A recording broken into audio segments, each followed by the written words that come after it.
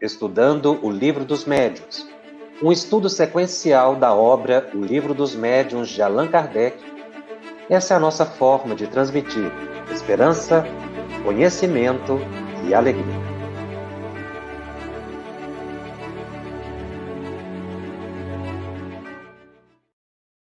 Olá! É com muita alegria que iniciamos mais um programa da série Estudando o Livro dos Médiuns, aqui pela FEB TV, este estudo sequencial do segundo livro publicado por Allan Kardec, o Livro dos Médiuns. O programa de hoje é o de número 86 dessa série.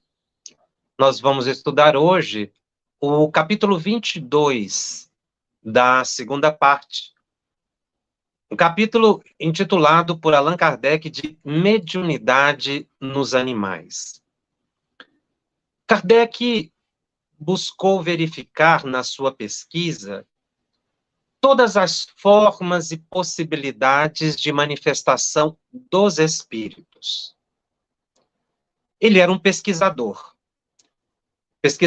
de fenômenos que eram desconhecidos e que ele começou a perceber uma dinâmica, princípios, leis.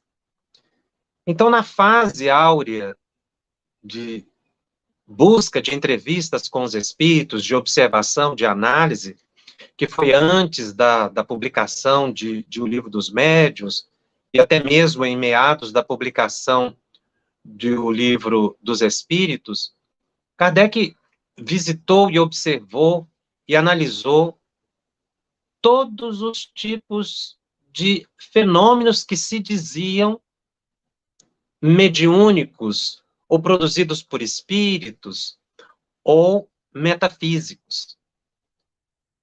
Kardec verificou muita fraude, verificou que havia muitas pessoas que tentavam enganar, porque a curiosidade geral em torno do fenômeno dava popularidade a muitas pessoas. As pessoas estavam muito curiosas em relação ao fenômeno por causa do fenômeno das mesas girantes.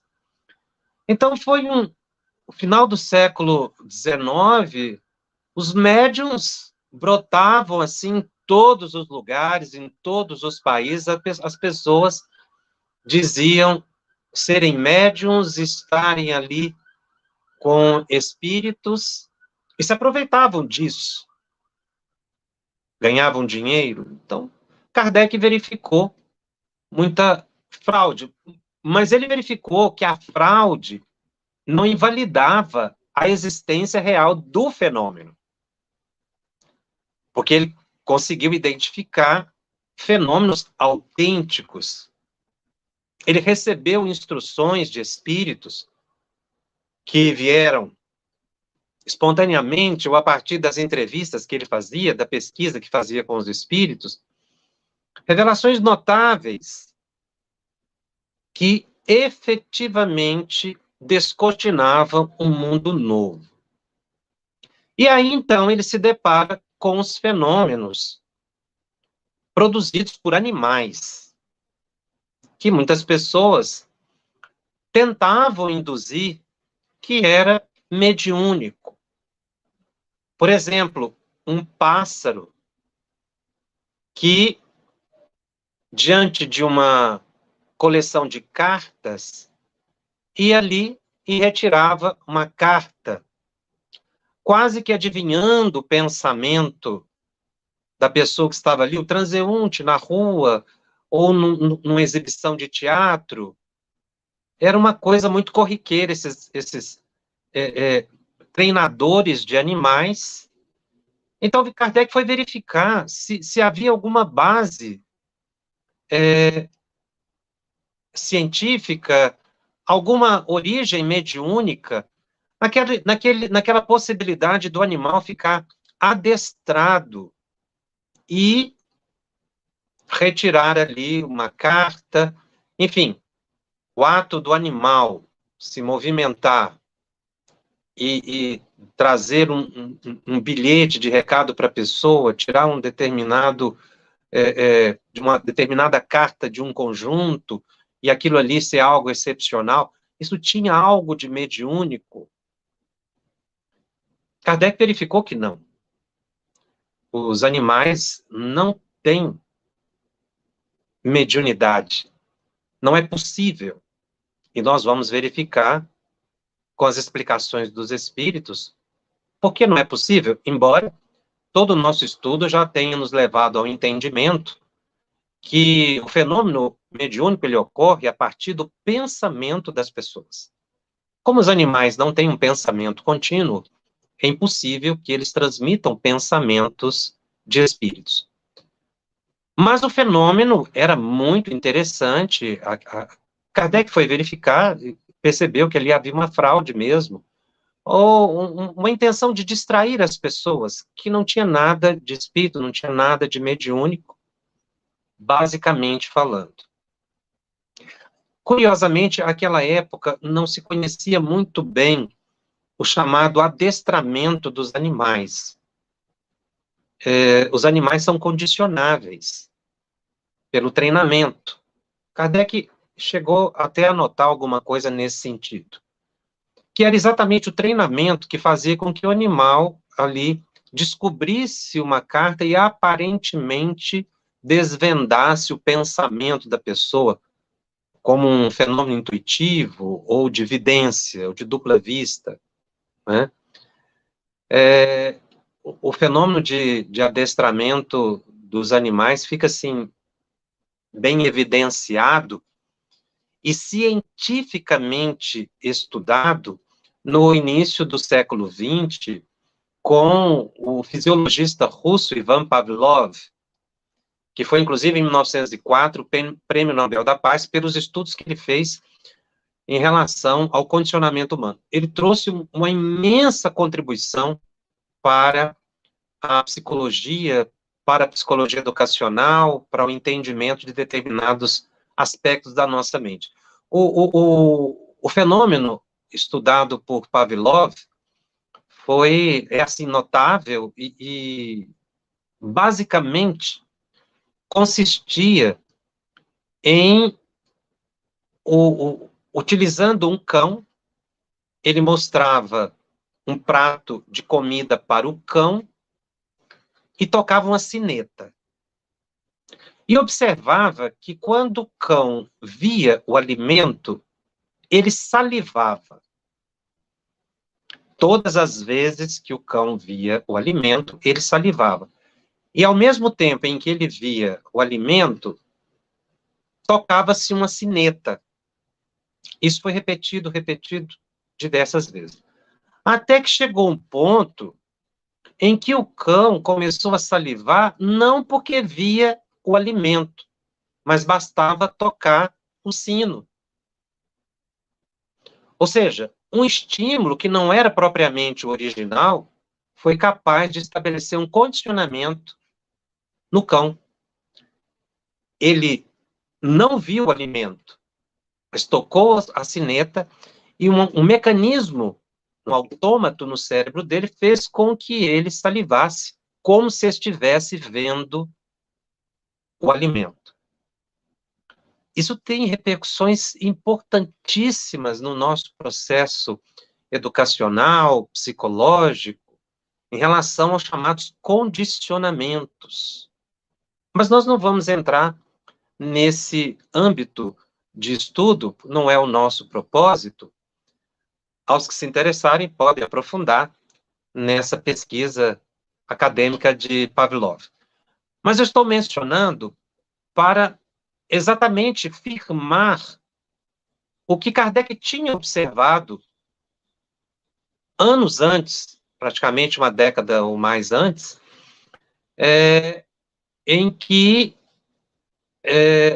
o animal realmente estava condicionado. Eu falei uma década, mas esses fenômenos que Kardec observou foi por volta de 1856, 57.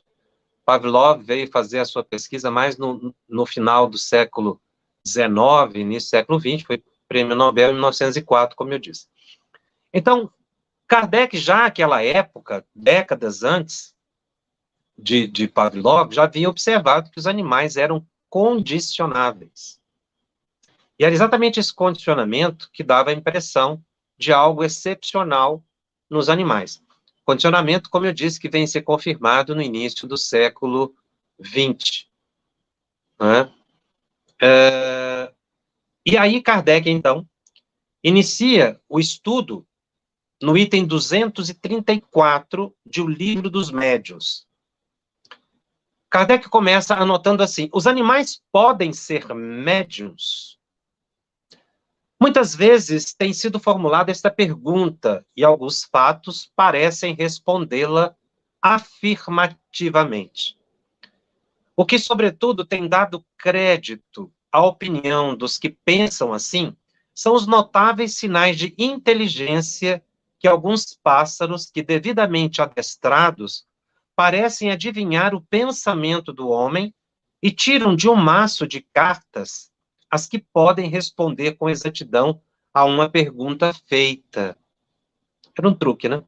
Observamos essas experiências com especial cuidado, e o que mais admiramos foi a arte que houve de ser empregada para a instrução de tais pássaros.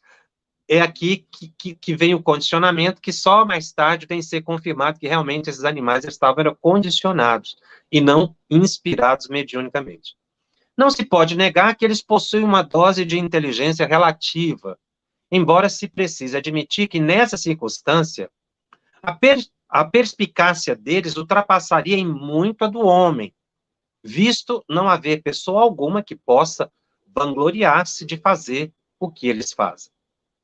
Seria mesmo necessário supor-lhes, para algumas experiências, um dom de segunda vista superior ao dos sonâmbulos mais lúcidos.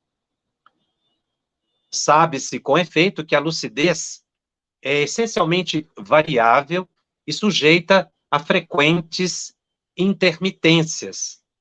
Ao passo que, nesses animais, seria permanente, funcionaria com uma regularidade e precisão que não se vê em nenhum sonâmbulo. Numa palavra, nunca lhes faltaria. Aqui uma pausa na leitura para a gente perceber o que Kardec está mencionando. Ele diz que, no caso do sonambulismo, a visão, né, que o sonâmbulo tem quando o fenômeno ocorre, ele está em transe. Então, uma pessoa não tem uma vidência permanente. Mesmo no caso do sonambulismo, isso é de quando em vez sofre intermitências, ou seja, é quando o indivíduo está em transe. Fora do transe, ele tem uma visão normal. O que se suporia é que os animais, esses animais, eles teriam uma vidência permanente. Estariam o tempo todo vendo o mundo espiritual. E Kardec veio comprovar que não é isso que ocorre. A maioria das experiências que presenciamos são do tipo das que fazem os prestidigitadores, e não podiam deixar-nos dúvidas sobre o emprego de alguns dos meios que eles utilizam, notadamente o das cartas marcadas. A arte da prestidigitação consiste em dissimular esses meios, providência sem a qual o efeito não teria qualquer graça. Ou seja, como algo fantástico, espetacular, enfim, um truque de mágica. Entretanto, mesmo reduzido a essa proporção, o fenômeno não se apresenta menos interessante e há sempre que admirar o talento do instrutor, tanto quanto a inteligência do aluno, pois a dificuldade a vencer é bem maior do que seria se o pássaro agisse apenas em virtude das suas próprias faculdades. Ou seja, o animal tem que ser treinado, ele não tem inteligência para repetir espontaneamente. É o que ele está dizendo aqui. Ou seja, o animal é condicionável, Pavlov. A observação de Kardec aqui foi bem anterior e perfeita nesse ponto, porque ele observa que o animal, ele repete porque aquele comando foi dado inúmeras vezes e ele foi estimulado, provavelmente, com alimento para repetir aquela conduta, que geralmente é assim que se faz. Você dá o estímulo e dá o alimento, o animal acaba obedecendo. Não porque ele quis obedecer, mas porque ele ficou condicionado. Uma pessoa, ela recebe um ensinamento e, pelo seu raciocínio, a pessoa repete, dada a sua inteligência. É o que acontece com a criança quando está na fase de aprendizagem. A criança vê e repete porque a inteligência dele lhe determina que ele repita. O animal não é assim.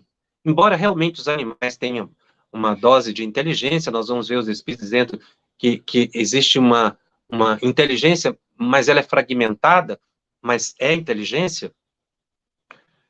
O animal repete por condicionamento, é o que ele está dizendo aqui, e não em virtude de suas próprias faculdades, é a expressão de Kardec.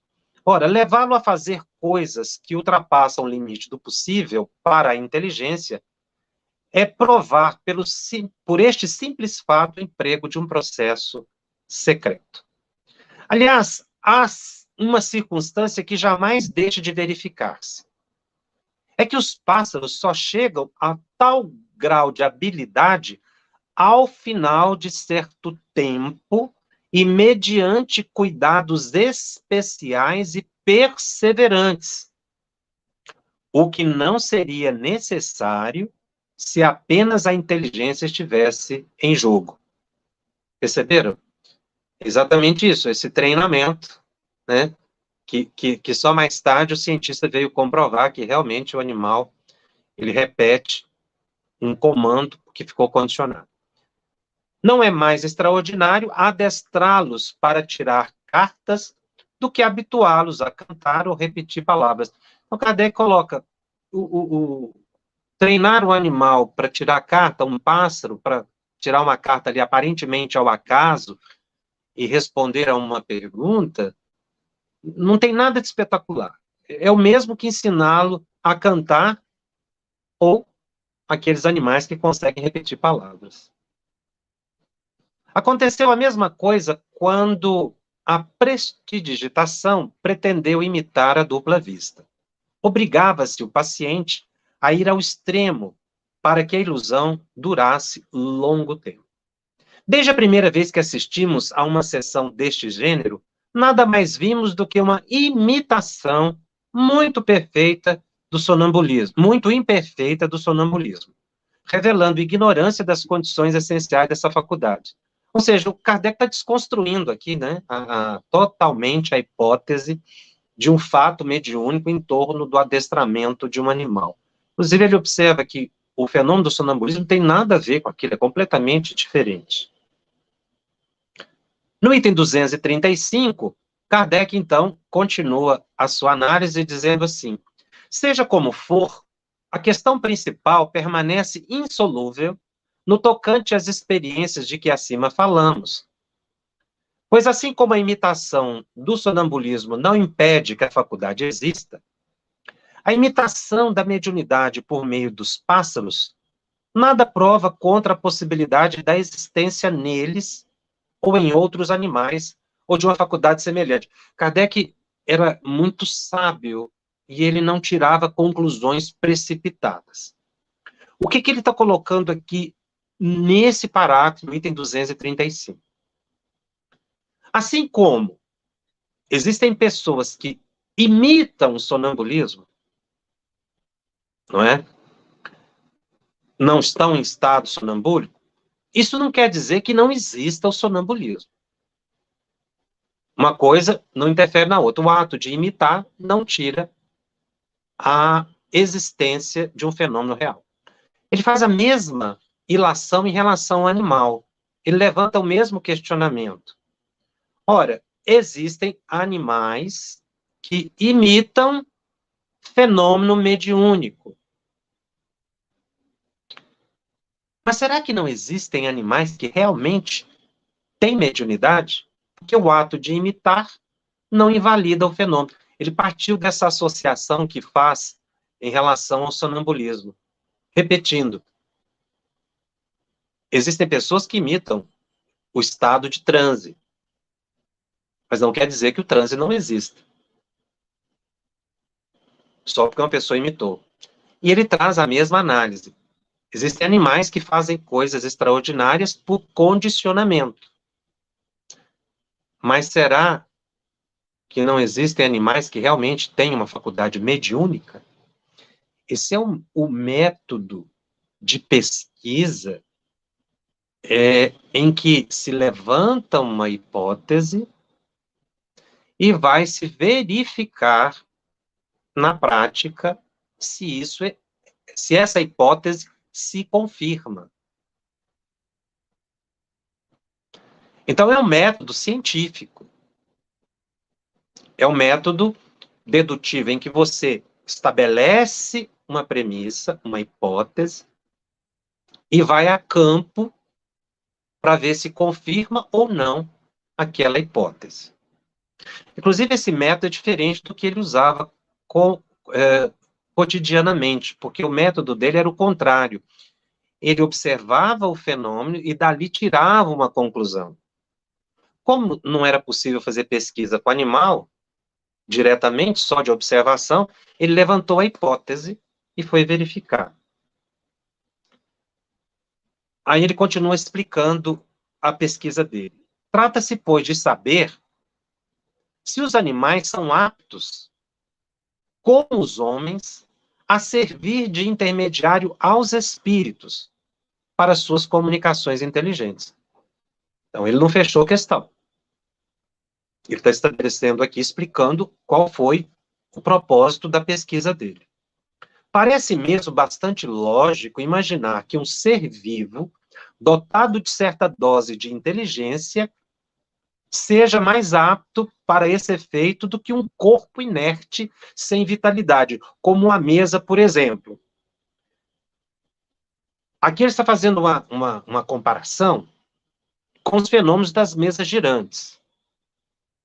Ou seja, os espíritos atuavam sobre as mesas girantes. A gente sabe que é por efeito do ectoplasma que as mesas movimentavam e respondiam perguntas.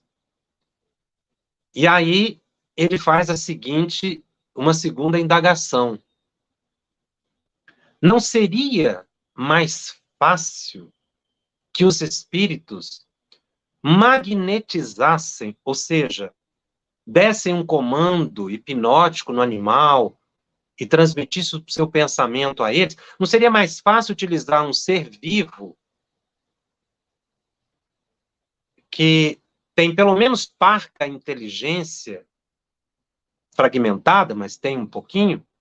Não seria mais fácil transmitir uma mensagem através deste ser vivo do que um objeto como uma mesa?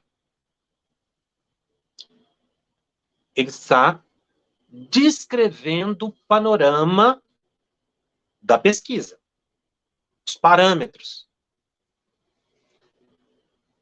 E aí, de observação, ele já vai expondo aqui as conclusões a que ele chegou. Entretanto, não é isso que acontece. Porque aqui ele expôs a pesquisa que foi feita e agora já está também, logo na sequência, apresentando o resultado dessa pesquisa. Ele já disse que não tem nada a ver a questão da mesa com os animais. Item 236. A questão da mediunidade dos animais se acha completamente resolvida na dissertação seguinte dada por um espírito, cuja profundeza e sagacidade os leitores já tiveram oportunidade de apreciar, mediante citações que fizemos anteriormente. Está falando aqui do espírito Erasto, que vai dar resposta a esta questão. Para bem se captar o valor da sua demonstração, é essencial que se tenha em vista a explicação por ele dada sobre o papel dos médiuns nas comunicações, explicação que reproduzimos mais atrás neste livro. Esta comunicação, que é a que ele vai apresentar, foi dada em seguida a uma discussão que se tratava do assunto em questão, mediunidade nos animais, na Sociedade Parisiense de Estudos Espíritas.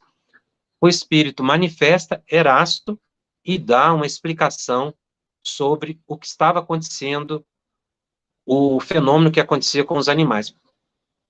Porque realmente só os espíritos para explicar o que estaria, se seria ou não possível transmitir uma mensagem através do animal.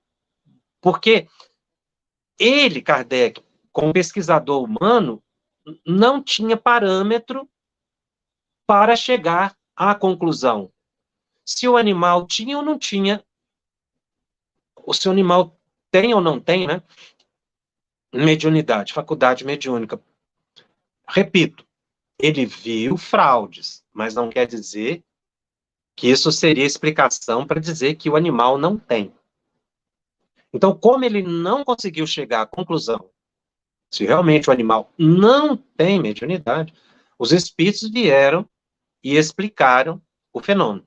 A equipe, não é, do espírito de verdade que estava conduzindo todo o trabalho, e esse é um tema relevante, a questão da mediunidade nos animais, para a gente compreender todas as possibilidades de ocorrência de fenômeno mediúnico. E o Erasto, pelo que a gente pôde já observar até essa altura do estudo do Livro dos Médiuns, a ele ficam as mensagens mais científicas, não é? Ele é que trata de temas mais técnicos, do mecanismo da mediunidade. Todas as mensagens de Erasto são relacionadas a mais à parte técnica, ao mecanismo do fenômeno mediúnico. Seria mais ou menos o que André Luiz faz hoje, Manuel Filomeno de Miranda faz hoje, né, trazendo explicações mais técnicas. Erasto é bastante técnico. E ele vai começar, para chegar à conclusão se o animal tem ou não tem faculdade mediúnica, ele vai responder, finalmente, ele retoma um assunto que já foi tratado aqui no Livro dos Médiuns, que é como acontece o fenômeno mediúnico. Como é que o médium capta o pensamento do espírito? Ele precisa dar essa explicação para chegar à conclusão se o animal tem ou não tem essa mesma possibilidade psíquica.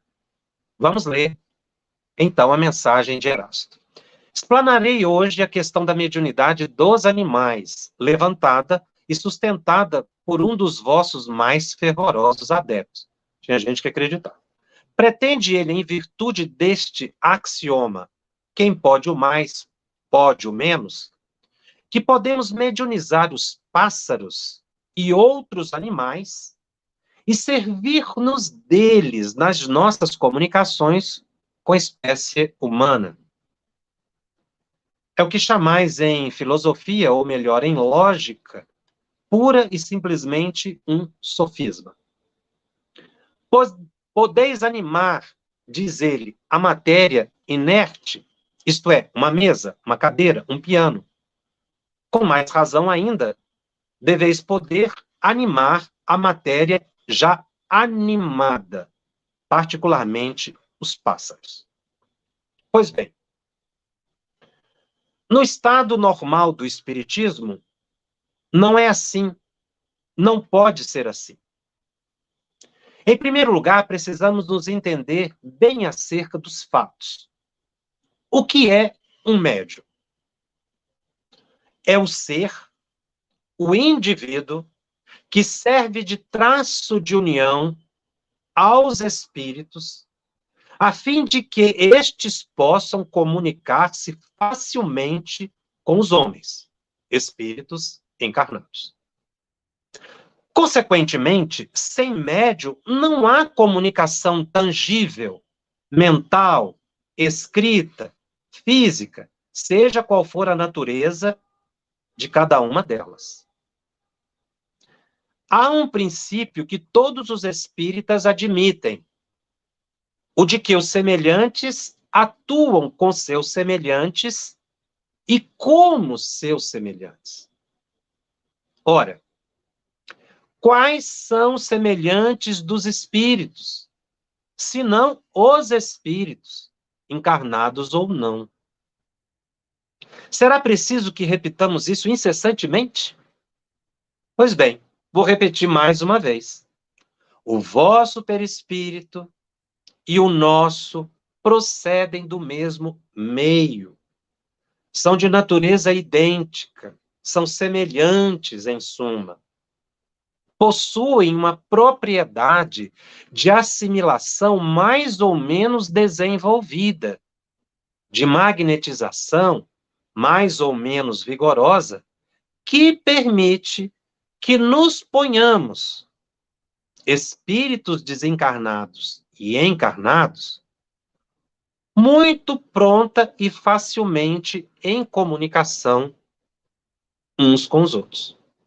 Enfim, o que é peculiar aos médiuns, o que é da própria essência da individualidade deles, é uma afinidade especial e, ao mesmo tempo, uma força de expansão particular que lhes suprimem toda refratariedade e estabelecem entre eles e nós uma espécie de corrente, uma espécie de fusão que facilita as nossas comunicações. É o encontro de perispírito com perispírito.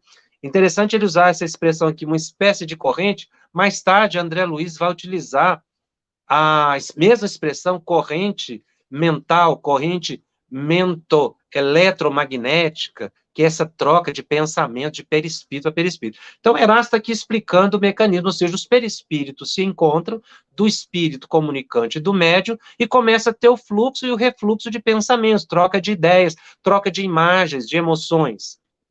Está reexplicando o fenômeno que ele já havia explicado.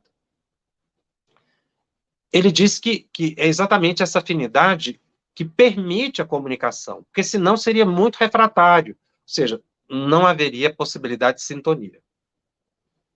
Continua o espírito Erasto. Aliás, é essa refratariedade da matéria que se opõe ao desenvolvimento da mediunidade na maior parte dos que não são médios. Essa frase aqui é muito interessante, porque até então, né, a faculdade mediúnica era perceptível apenas nas pessoas com mediunidade ostensiva, embora Kardec já tinha recebido a informação de que todos somos médios.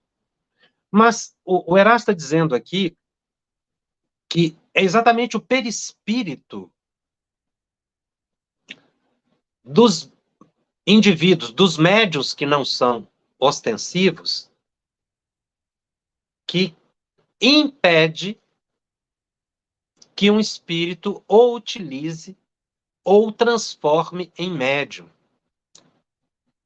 Nós vamos ver com André Luiz, no Missionários da Luz, que, na verdade, esse perispírito, a pessoa para reencarnar como médium, ela sofre uma adaptação realmente perispiritual, um tratamento no mundo espiritual, para quando reencarnar, o corpo também refletir essa adaptação perispiritual,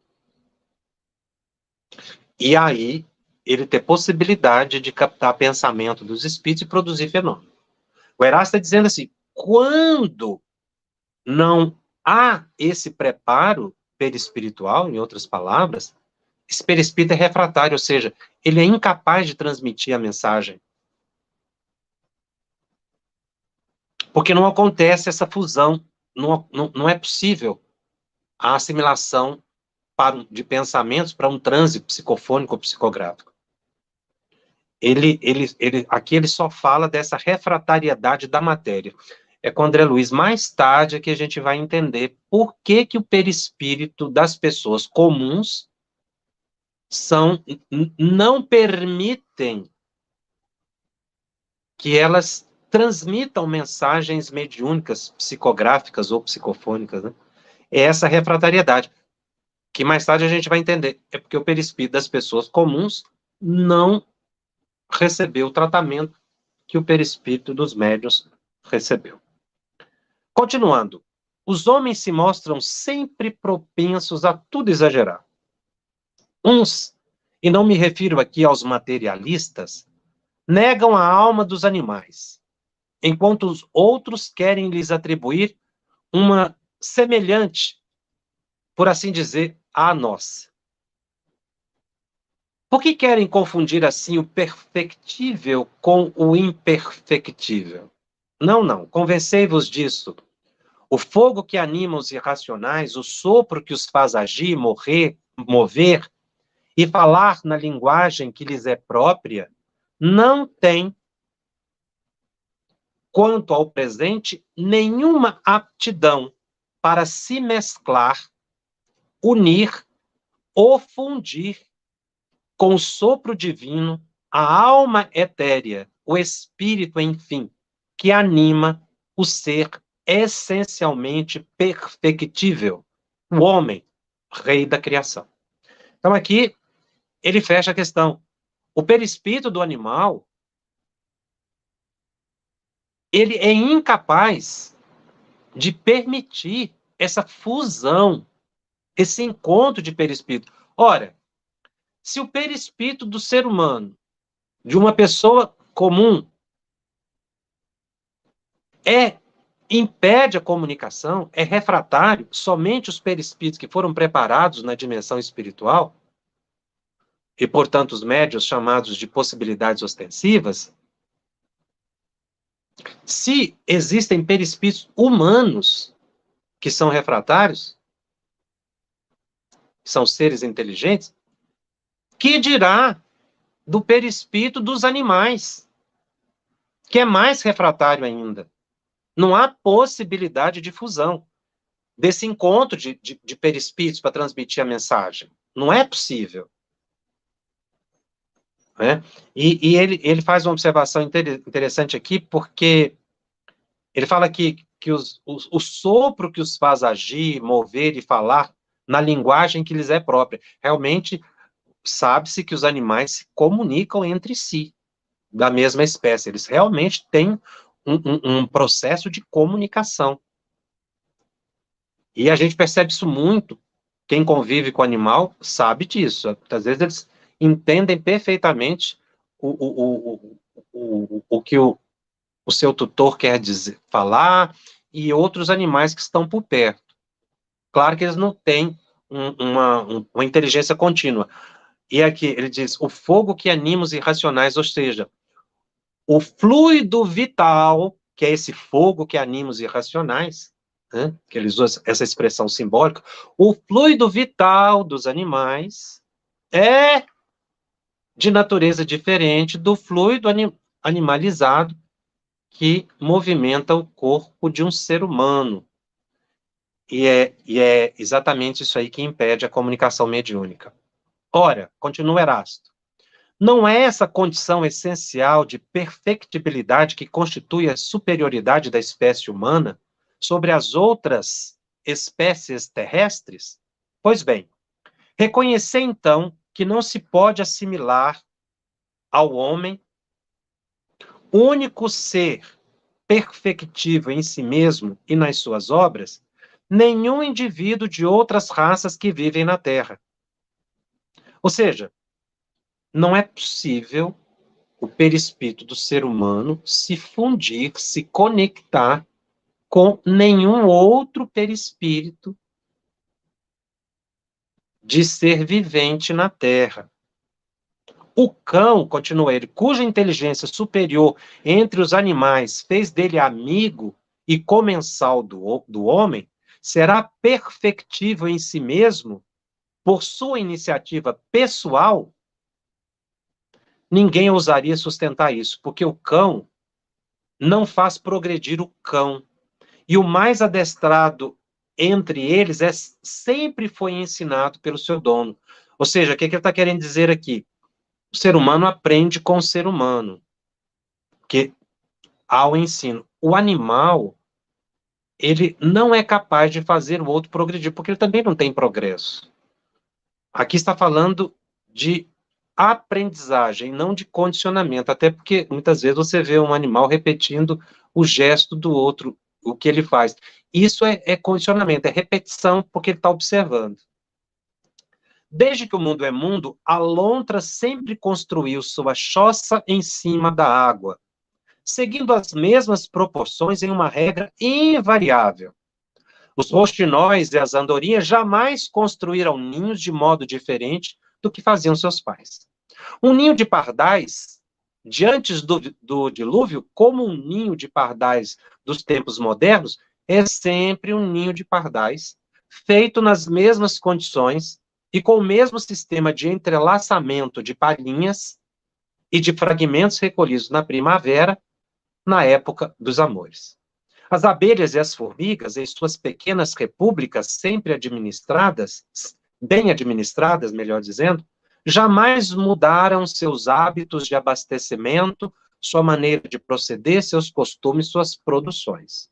A aranha, finalmente, tece sua teia sempre do mesmo modo. Por outro lado, se procurardes as cabanas de folhagens, as tendas das primeiras idades da terra, encontrareis em seu lugar os palácios, os castelos da civilização moderna. O ouro e a seda substituíram as vestes de peles brutas. Enfim, a cada passo achais a prova da marcha incessante da humanidade pela senda do progresso. Ele está comparando, né, que os animais não tiveram essa evolução.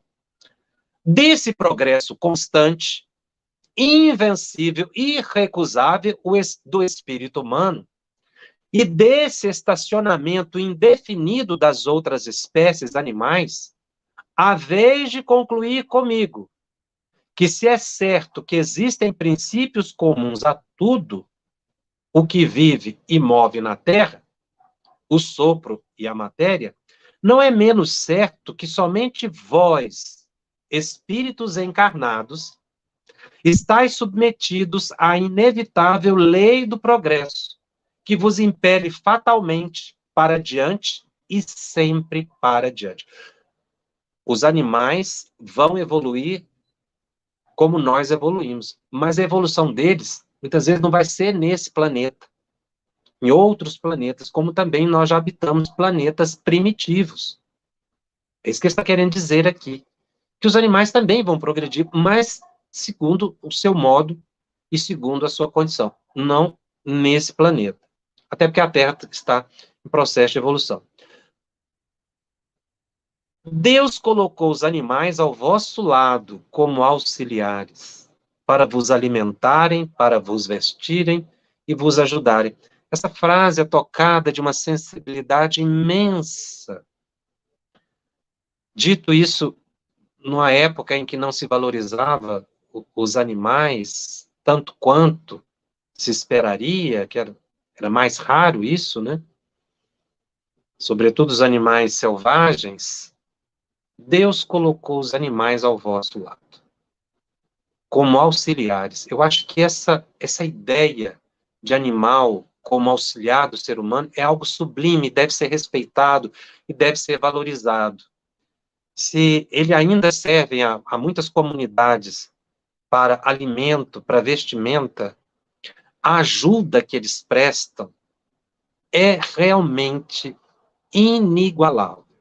Por isso, os animais têm que ser muito respeitados, muito protegidos, valorizados ao máximo, porque dão a vida, parcelas das suas energias para ajudar o ser humano. É isso que os vai fazer progredir. Deus deu-lhes certa dose de inteligência, porque para vos auxiliarem, precisam compreender. Porém, limitou essa inteligência aos serviços que devem prestar. Mas em sua sabedoria, não quis que estivessem sujeitos à mesma lei de progresso. Cada coisa a seu tempo. Tais como foram criados, se conservam e se conservarão até a extinção de suas raças, obviamente no planeta Terra. E aí ele vai entrar mais na temática. Dizem que os espíritos mediunizam a matéria inerte e fazem que se movam cadeiras, mesas e pianos. Fazem que se movam, sim. Mediunizam, não.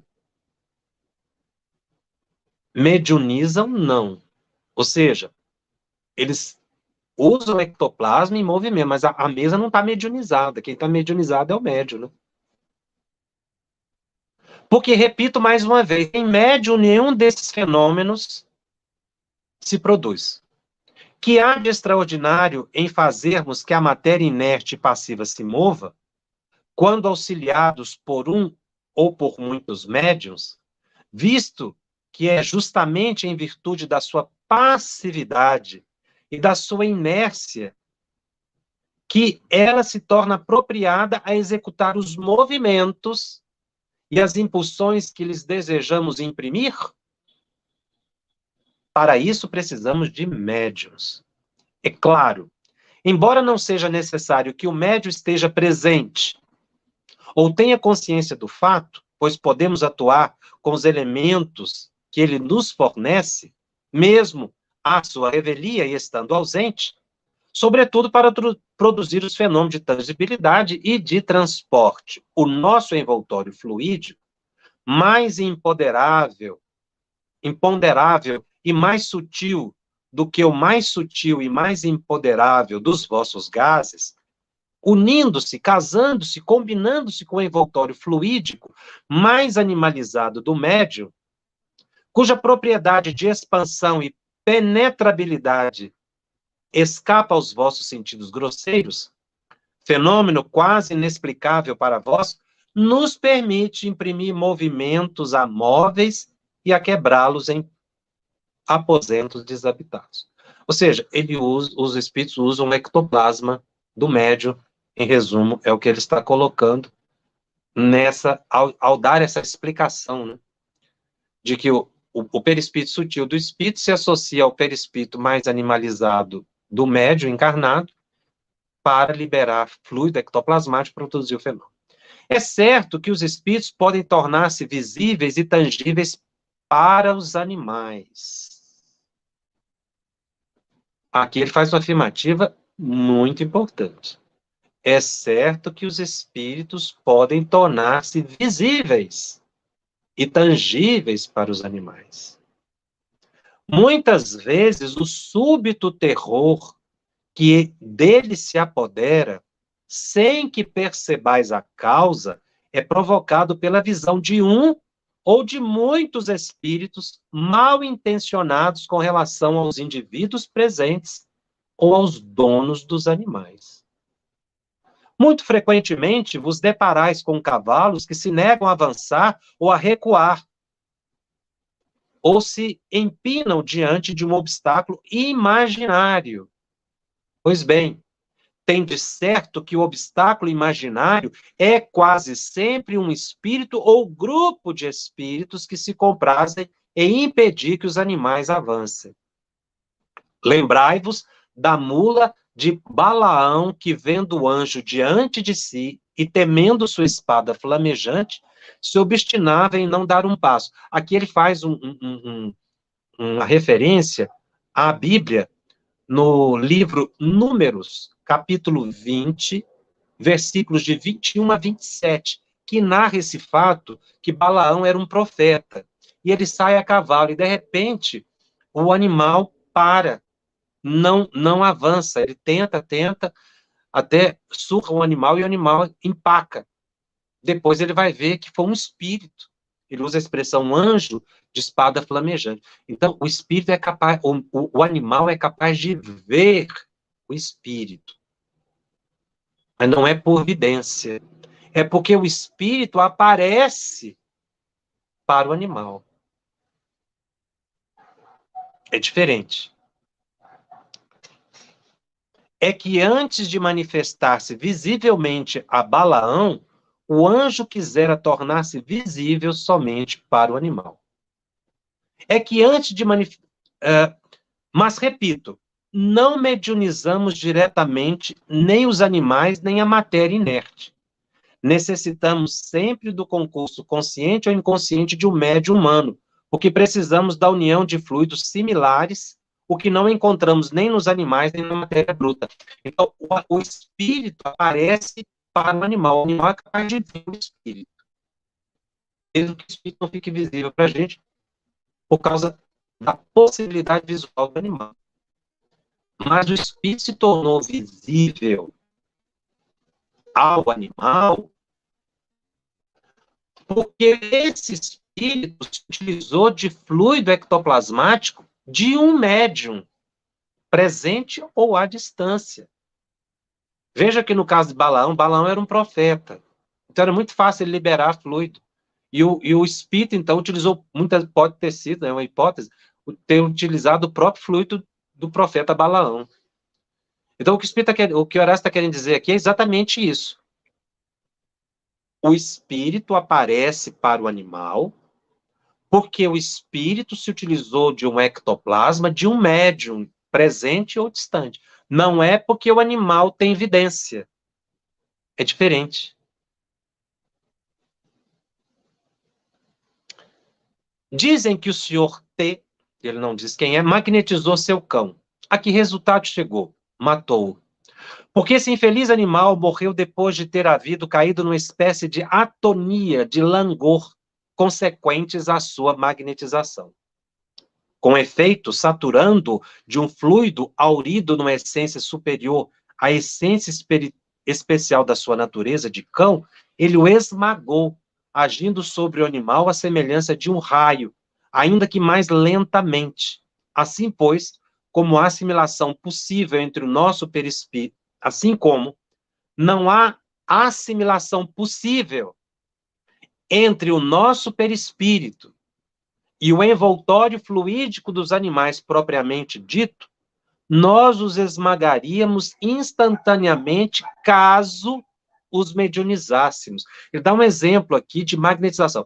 Veja, a magnetização que ele menciona aqui não é um ato mediúnico de magnetização. São pessoas que são capazes de doar fluidos próprios, doam fluidos pessoais.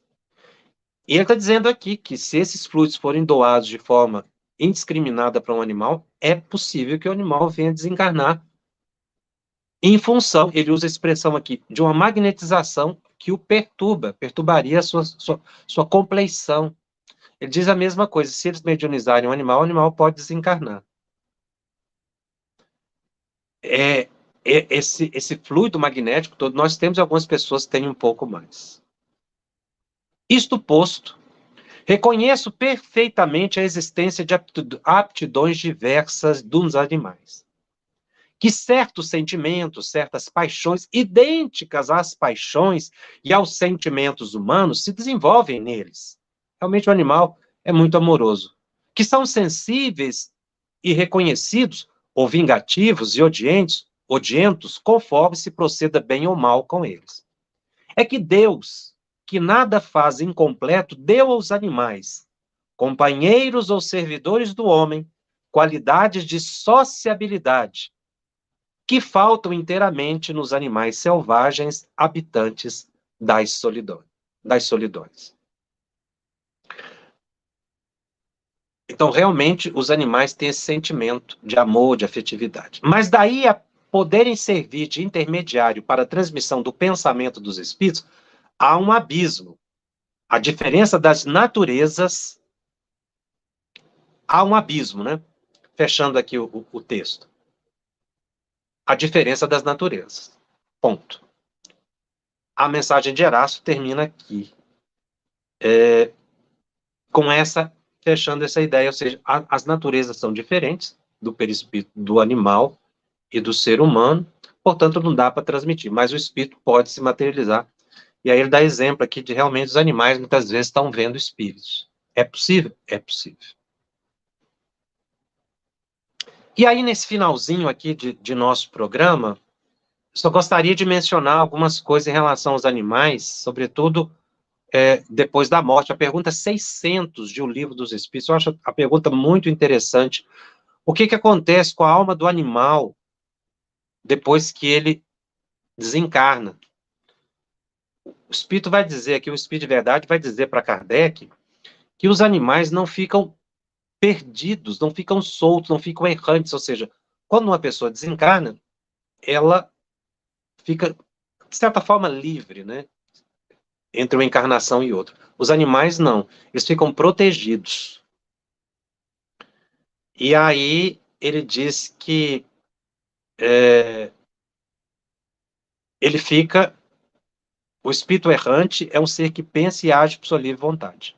O dos animais não tem a mesma faculdade. E aí Kardec recebe a seguinte informação, concluindo a questão 600.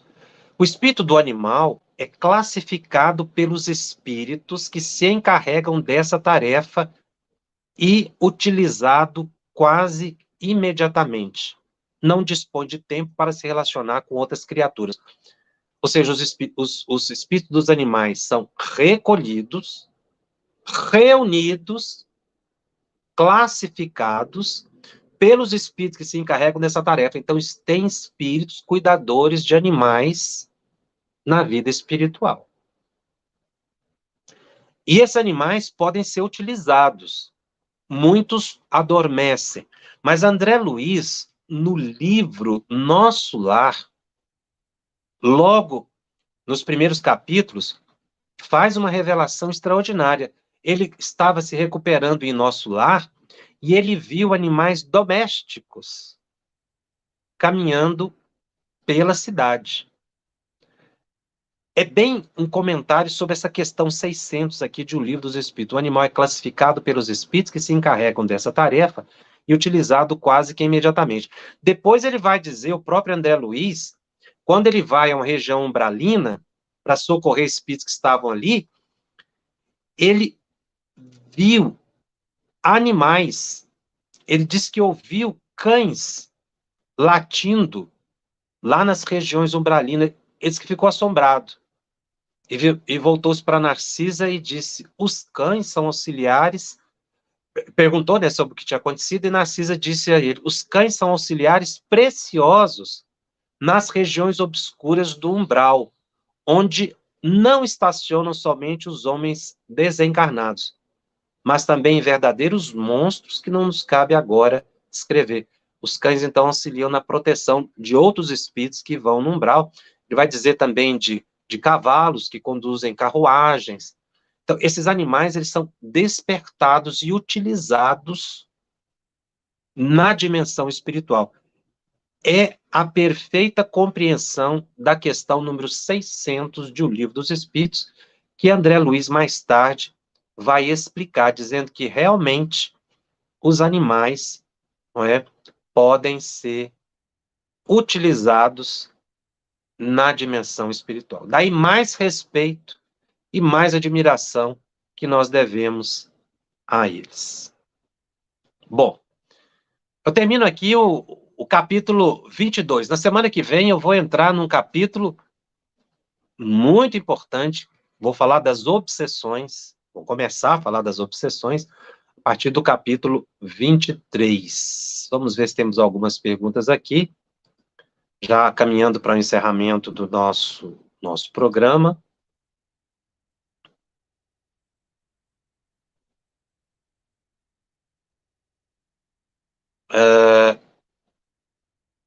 Apenas uma pergunta, pode o ser humano, após desencarnar, ficar no umbral, achando que é um animal?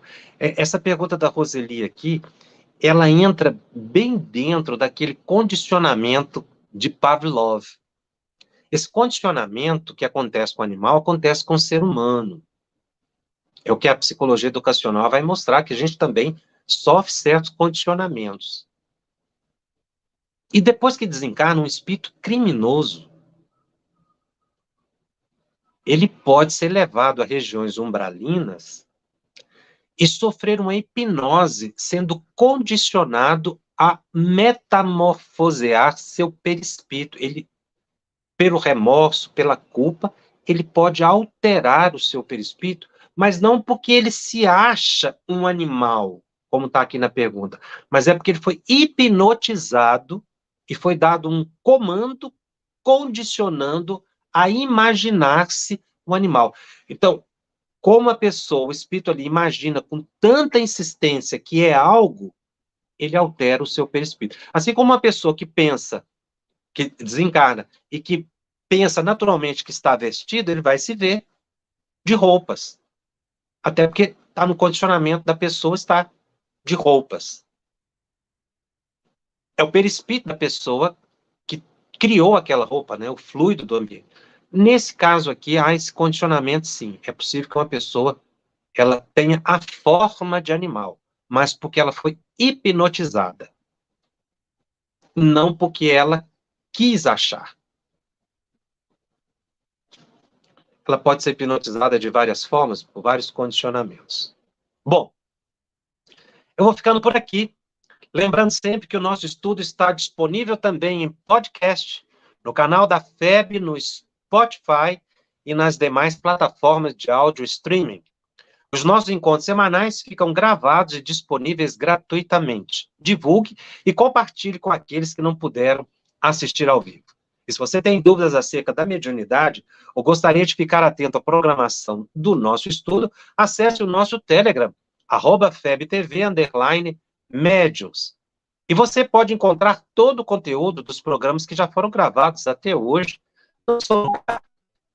no site febtv.com.br/médiuns. Inclusive as perguntas que já foram respondidas no Telegram. Lembrando que a FEB disponibiliza 3 oportunidades de estudo das obras básicas de Allan Kardec. E nós convidamos você a estudar conosco na segunda-feira, 20 horas, hora de Brasília, estudando o Livro dos Espíritos. Terça-feira, 20 horas, hora de Brasília, aqui comigo, estudando o Livro dos Médiuns. E na quinta-feira, 21h30, hora de Brasília, também estudando o Evangelho segundo o Espiritismo. E te agradecemos, você que tem colaborado com a FEB TV, para que ela possa continuar transmitindo os ensinamentos que transformam, que trazem a paz, o conforto. E se você ainda não teve oportunidade, colabore. A FEB TV conta com você. Eu fico por aqui e volto na semana que vem. Até lá. Estudando o Livro dos Médiuns. Um estudo sequencial da obra O Livro dos Médiuns de Allan Kardec. Essa é a nossa forma de transmitir esperança, conhecimento e alegria.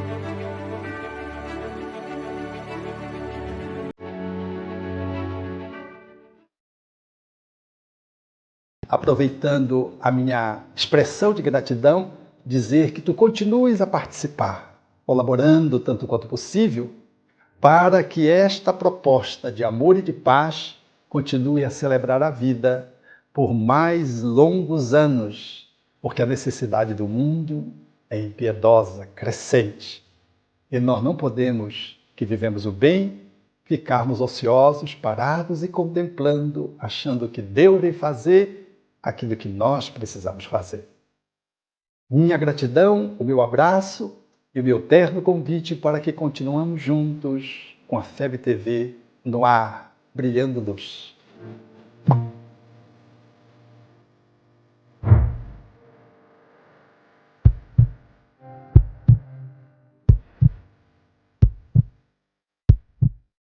Iniciamos hoje a campanha Conheça a Federação Espírita Brasileira, que busca mostrar quem ela é.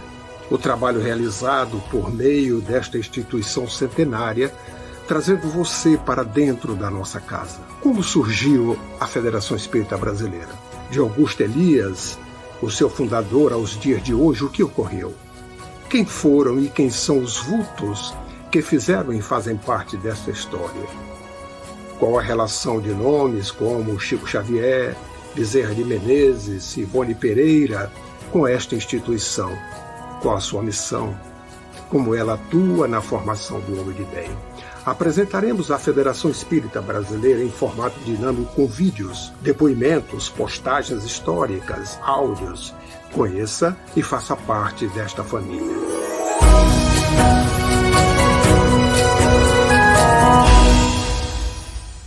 A Federação Espírita Brasileira lança o portal FEB Podcast, com conteúdos em áudio que objetivam esclarecer e consolar corações para uma postura de vida com fé, harmonia e esperança. Diretamente dos estúdios da Federação Espírita Brasileira, está começando o podcast Espiritismo em Pauta. Você está ouvindo o podcast Estudando o Livro dos Espíritos. Olá, eu sou o Thiago Toledo e você está ouvindo o podcast do Cidadão do Universo. Você está ouvindo o podcast do Entre Dois Mundos. Você está ouvindo o podcast do Gostinho de Leitura. Estudando o Livro dos Médiuns. Olá, eu sou a Marina Miranda e você está ouvindo o podcast Minha Nada Mole Encarnação. Essa é a nossa forma de transmitir esperança, conhecimento e alegria.